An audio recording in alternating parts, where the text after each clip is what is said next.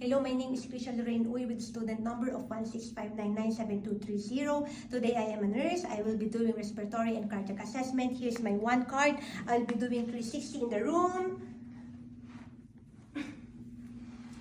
First, provide hand hygiene, check room for contact precaution. Hello, my name is Christian Uy. I will be your nurse for today. For the confirmation, could you please state your full name and date of birth? Mary Jo Yap, December 3, 2000. Nice to meet you, Mary. Ensure privacy and dignity of the patient. Hello, Mary. As per doctor's order, I will be doing respiratory and cardiac assessment. Is that be okay? Yes. I was asking you a few questions. Do you have pain right now? No. Chest pain, headache? Do you have health history No. of heart failure, diabetes, No. asthma? Are you taking any No. medications right now? No. Perfect. I'm gonna check your chest. Upon inspection of the chest, chest rise and fall is symmetrical, no use of accessory muscle, no nasal flaring, no nasal tagging, no neck muscle tension noted. Now I'm going to listen for the breath sounds.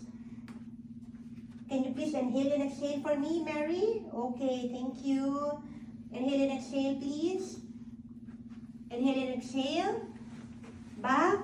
Inhale and exhale. Inhale and exhale.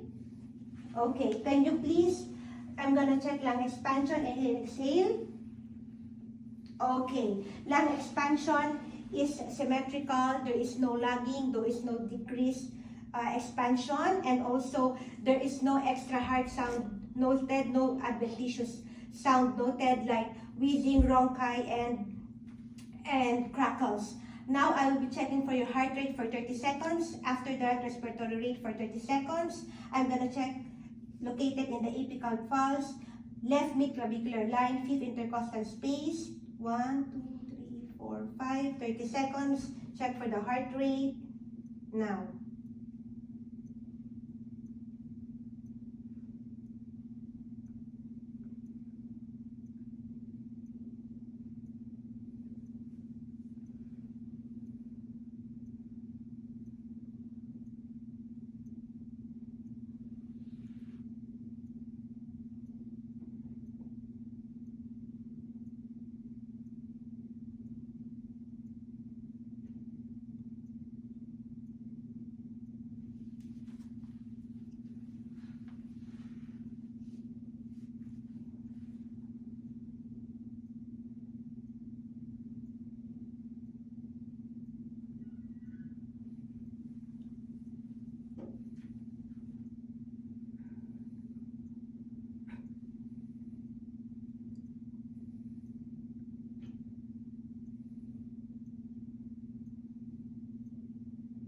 Heart rate is 80 beats per minute, which is within normal range, and also there is no extra heart sound noted. S1, S2 are regular. Our respiratory rate is 12 beats per minute. Now which is within normal. Now I'm going to check for the upper extremities. Upper extremities is warm to touch. Skin is appropriate to her ethnicity. Can you feel the sensation? Sensation is intact. Capillary refill is less than 3 seconds. No edema, no lesions noted. I'm gonna check for the radial pulse, which is located to the proximal of the wrist.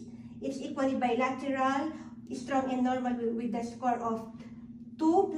Can you please raise your right arm, left arm? The body upper extremities movement are good. Can you please push and fight back? Down. What about the hand grip? Okay. Squeeze. Okay. The strength and resistance are equally bilateral with a score of 5+, strong and normal. Hand grip are equally bilateral with the score of 5+, strong and normal. Now can you please lie down for me? Lower extremities are warm to touch, and color is appropriate to her ethnicity. Can you feel this? Sensation are intact, no lesion, no edema noted, no bruises.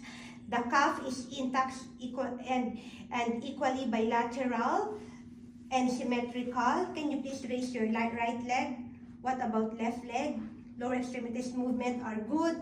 Can you please, capillary refill are less than 3 seconds.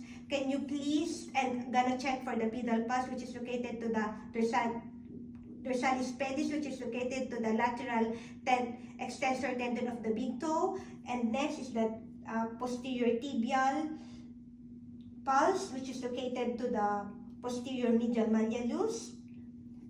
It's strong and normal with a score of 2+, equally bilateral. Can you please push your nose toward your, can you please push your toes toward your nose point? Okay, now can you please do your toes just like you're doing pedal brake? Okay, dorsiflex and parietal flex are equally bilateral with a score of 5+, strong and equal. And that concludes my video presentation. Thank you so much.